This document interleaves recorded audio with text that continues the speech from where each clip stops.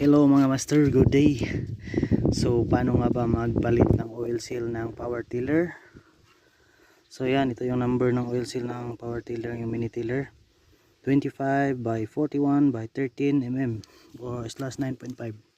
So ito yan. So una, isi-drain nyo muna yung oil. So may drain plug dito. Yan. Pagkatapos yung pagtanggal nito is kasi nandito to, itong bakal na to. So gamitan nyo lang ng open wrench ganito, yan, ganyanin nyo lang ng open wrench. Pagkatanggal nito, saka nyo hugutin yung oil seal. So gumamit lang ako ng itak, yan, ganyan lang, mabilis lang yan. So pag natanggal nyo na, so ilagay nyo yung bago. So lagyan nyo muna ng konting oil ito para hindi siya masugatan. So yun lang. Okay, bye.